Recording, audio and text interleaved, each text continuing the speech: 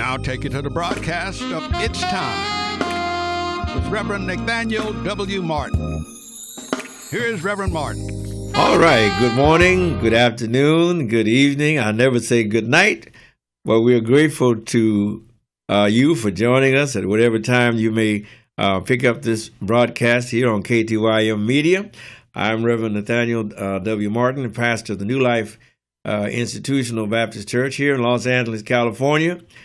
And we are busy addressing the inequities and inequalities in pay, because out of your pay, you get a chance to get somewhere to stay and some money to buy food and money for the necessities of life. And if you don't get paid, then you're going to have a problem.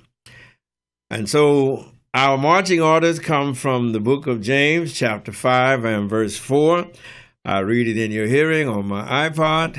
It says, "Behold, the hire of the laborers who have reaped down your fields, which is of you kept back by fraud, crieth. And the cries of those who have reaped are entered into the ears of the Lord of Sabaoth." And God, even in the New Testament time, is concerned that you get paid. We find even in the Old Testament that this factor was attested to in the book of Deuteronomy, chapter 24.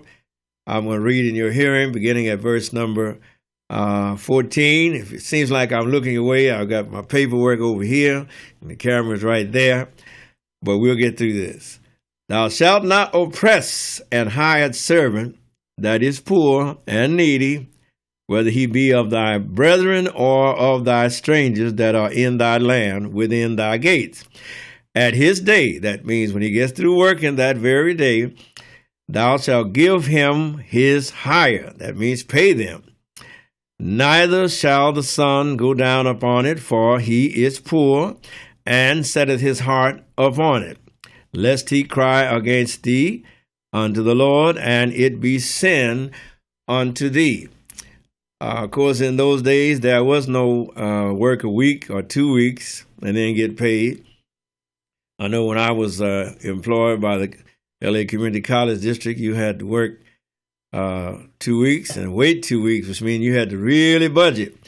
But in God's eyesight, if a person worked a day, he's supposed to get paid that very same day, because you got bills to pay. You got to buy food, you got to buy gas, you got to buy everything. Now, I'm not saying that everybody should get paid every day. I'm just saying that in the Bible, God was so concerned about the laboring man and woman that he wanted them, the employers that hired them, to work for them to make sure that they paid them that very day.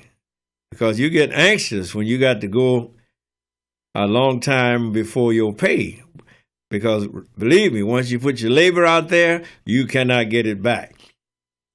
We find in our studies that there has been a great deal of inequities in pay here in the United States of America, the land that we love. There's a black poet that says, "America has never been America to me, but yet I am determined that America will be." In other words, we have not got to that promised land, but we are on our way. And we find that there have been a great deal of legal impediments that have been placed in the pathway of the progress of God's people down through the centuries, not the least of which was constitutionally mandated slavery. As one of the writers have said, we were discounted as a human being. We weren't a whole human being. We were only 3/5 of a human being. And that was degrading, because it flew right in the face of the Declaration of Independence, which talked about certain inalienable rights. Among these are life, liberty, and the pursuit of happiness. And there was a great deal of controversy in our country, even at that time, about whether the slave was to be considered a human being. And a lot of pseudoscience began to appear and be brought forth into our land.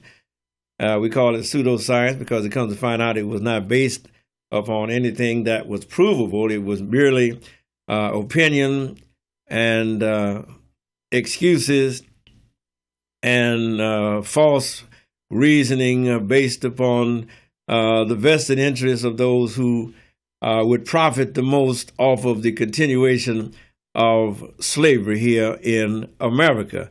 And of course, that went for the North as well as the South. As I said, the chains that held the slave were made up north.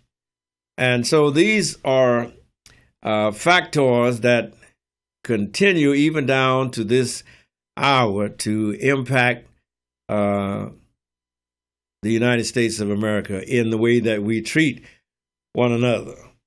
A few years ago, right here, we all began to hear about DNA.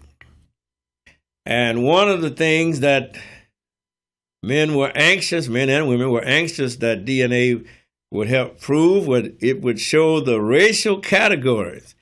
And what DNA proved is that there are no racial categories. That racial categories are an idea that has come to pass in the last 500 years in the world. But before the world began to develop the doctrine of white supremacy, there was no such thing as white, no such thing as black. It goes back to what the Bible said. Out of one blood, God made all men for to dwell upon the face of the earth. And when the DNA helix was discovered or recognized, and they began to be able to test your blood and the various fluids of the body in which your DNA could be extracted, lo and behold, they found that there would be more difference within a race than there were between so-called races. So according to the DNA, there are no racial distinctions. So what does that mean? That means that race, as it has been practiced here in this country and in the world, is a lie. Takes you back to what Paul wrote to the Thessalonians in Thessalonians chapter 2 and verse 11. It says, "For this cause God shall give them strong delusion that they should believe a lie." And the reason was because they took more pleasure in lies and took no pleasure in the truth. One of the scriptures says that they would, in the last days, it would come to pass that they would heap to themselves teachers having itching ears. And truly, race have played havoc. The theory of race, out of which have come the live race, out of which have come the theory of racism, against which we have continued and to battle, and even battle at this very moment in which we are in this studio, has wreaked havoc upon the society because of the fact that that lie has been perpetuated. It's a lie that's more dangerous than the lie of Superman, more dangerous than the lie of Santa Claus, because government policies have been built upon the lie of race and racial genetics. And now we find out that you take a heart out of a black person and put it in the heart of a white person, if it's compatible with the blood type, that it works, and vice versa. And in other words, we are all the same under the skin. So it was not racial categories that God created. And the reason why some of us are lighter and some of us are darker is not because of race, but because of where we live in the geographic area of this earth.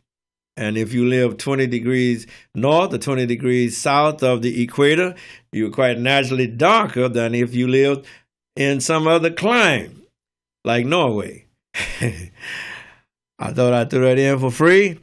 And so, my friends, we have a great battle before us to undo this lie of race that has been perpetuated. But you got a lot of ammunition against with which to combat it. If we take the opportunity and be intrepid and don't become intimidated by the foes that are arrayed against us. Because remember, the military was based on race. The police power was based on that lie of race.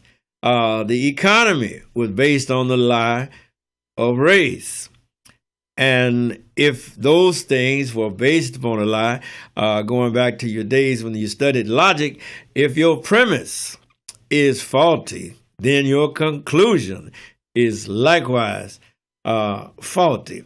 So then we got race, and then we got the theory that supports the doctrine of race.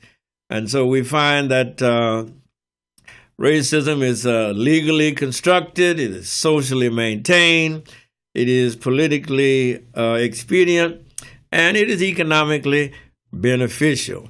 Those are the words of a learned PhD who I heard on a TED Talk not too long ago. His name is Dr. Francis Johnson.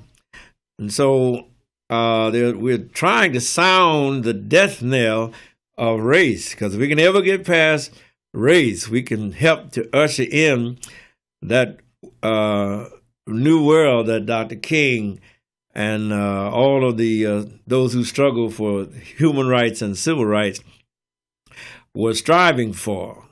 But we've got to kill that demon lie of race. Remember, Jesus said, "You shall know the truth, and the truth shall make you free." Somebody's free right now just from learning the fact that race, the theory of race, is a lie. Thank God for Jesus. Huh? Oh, yes. And so, let me look at my notes. Based upon the way racism has been codified into policy all across this nation, a black child even today is twice as likely not to reach adulthood as a white child, all because of race.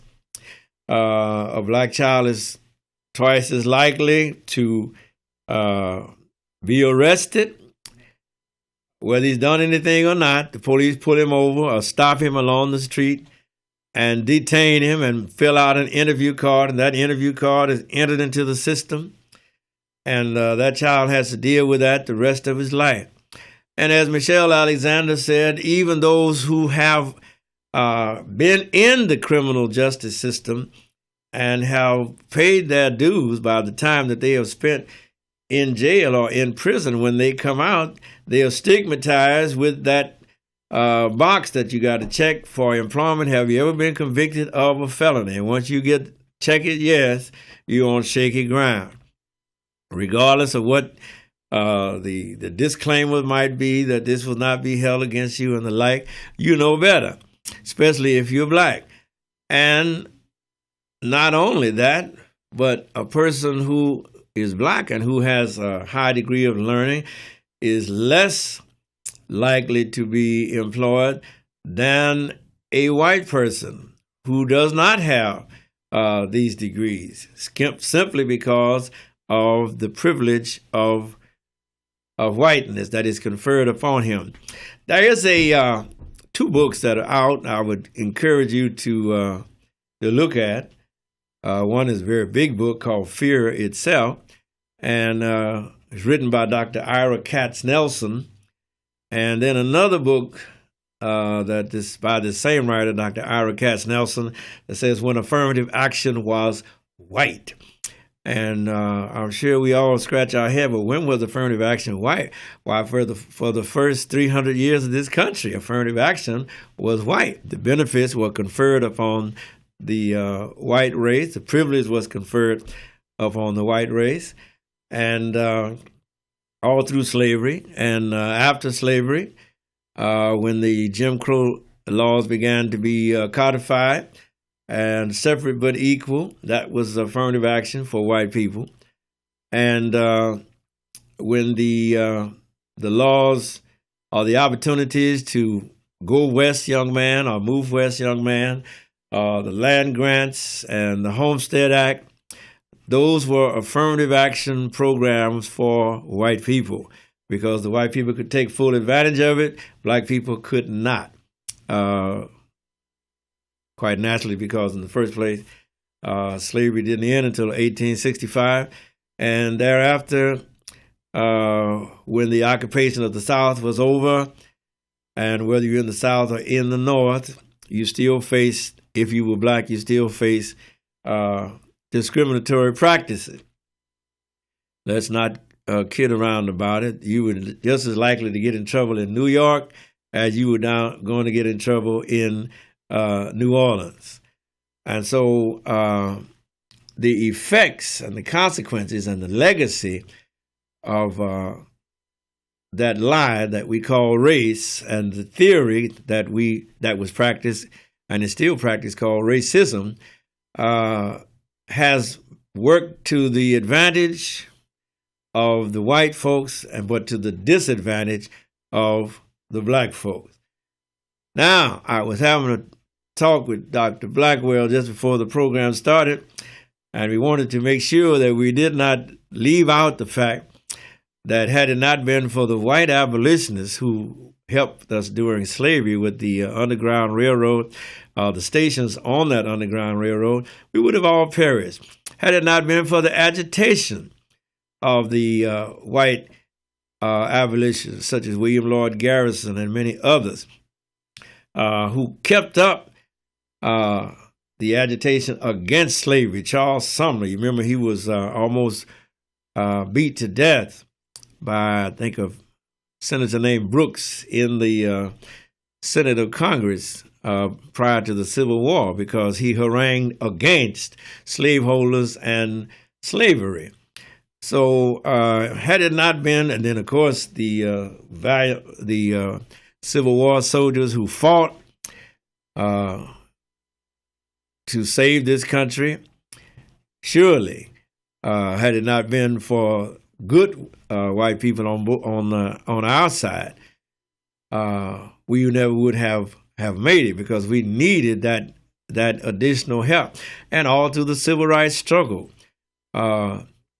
in the latter years of the last century, you find that a lot of white people stood with us and helped us to struggle and to, I don't say we reached our goal, but they sure helped us get that foot off of our neck a lot more than would have been able to do without the cooperation of a lot of white people of good will. Thought I need to throw that in, because a lot of time what we say is so dark, you make you think, so, well, now he's against white folks. No, we're not against white folks, but we are against racism. And we are against the lie of race. And you should be against the lie of race, because it sets you free. Well, you don't have to contend with that lie once you realize that that's all it is a lie. And the DNA proves it.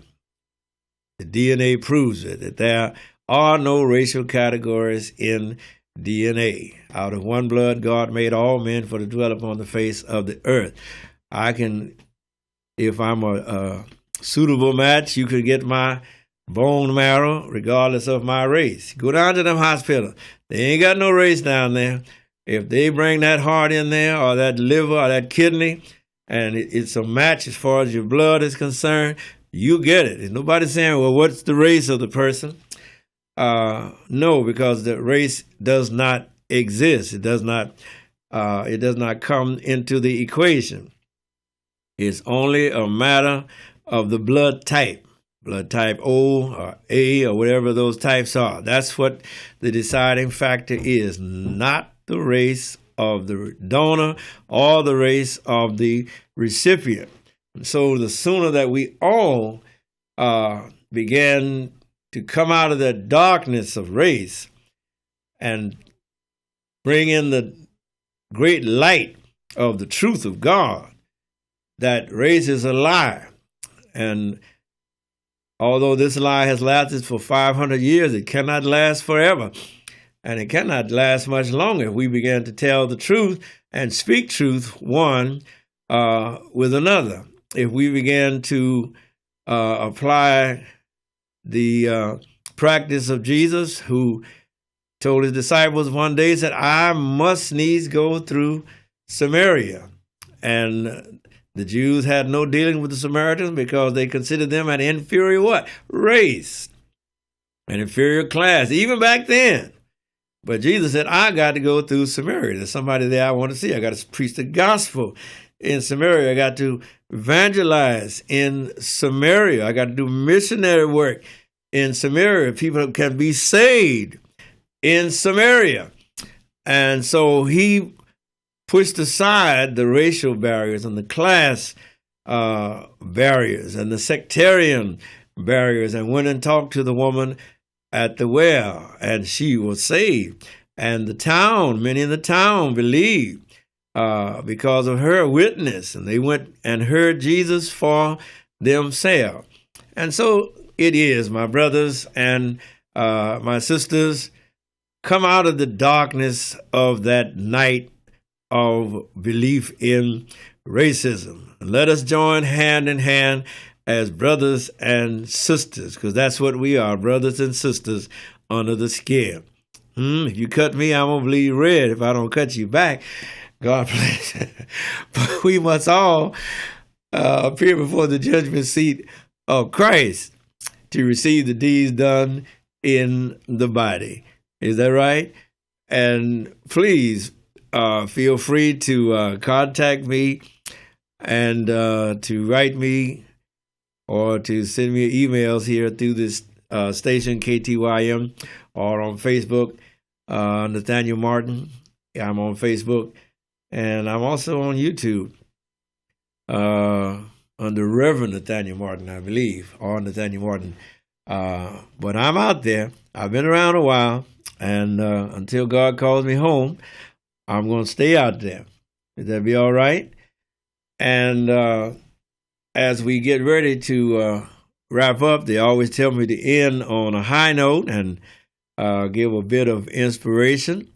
And I want to continue to encourage all of you as we get ready to enter into a formal month of celebration of Black history and talk about the progress as well as the struggles, not only in the past, but also in the present. And then going forward, how can we remedy this legacy that we have been laboring to overcome below these many years? Well, we should, like I said, we should all feel better to know that we have come to the realization that race is a lie. There used to be a doctor here, a learned doctor, he used to work for Bell Laboratories, and after that he started his own company, and out of his company came Silicon Valley up there in wherever it is, up north there in San Francisco.